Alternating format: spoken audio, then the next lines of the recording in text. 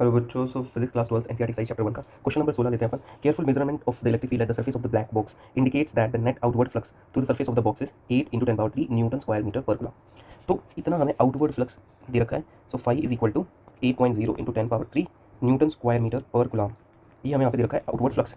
Okay, so first part जो है इसका वो बोला what is the net charge inside the box. Charge हमें कैलकुलेट करना है फर्स्ट पार्ट में कितना होगा, और बी जो सेकंड पार्ट है उसमें बोला if the net outward flux through surface of the box were zero. अगर आउटवर्ड फ्लक्स जीरो होगी इस सरफेस से, could you conclude that there were no charge inside the box, why और why not. तो हमें बताना है कि अगर आउटवर्ड फ्लक्स की वैल्यू जीरो हो गई तो क्या बॉक्स के अंदर चार्ज होगा या नहीं होगा, ये हमें बताना है यहाँ पे।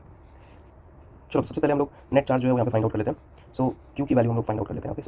So using Gauss theorem we know that phi is equal to क्या होता है, Q upon epsilon not.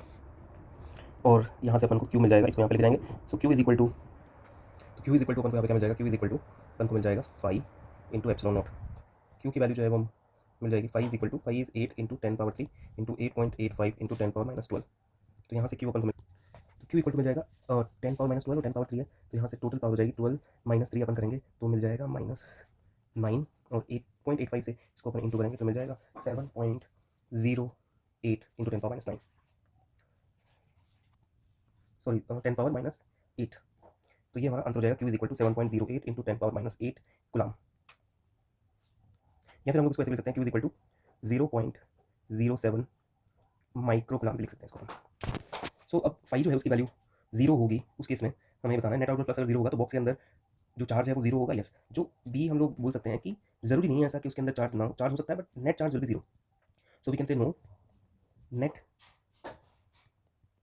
Charge will be zero, means उसके अंदर चार्ज हो सकता है but same amount of positive charge होगा और same amount of negative charge होगा।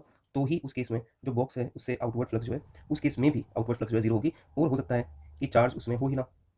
दोनों कंडीशन हो सकती है। तो total flux will be zero अगर उसके अंदर नेट चार्ज जीरो हो, ठीक है, यानी कि सेम पॉजिटिव सेम नेगेटिव, या उसके अंदर कोई चार्ज ही ना हो, उस केस में भी नेट चार्ज क्या होगा inside the box is zero. ठीक है, तो इस तरह से हम लोग इसको सॉल्व कर सकते हैं।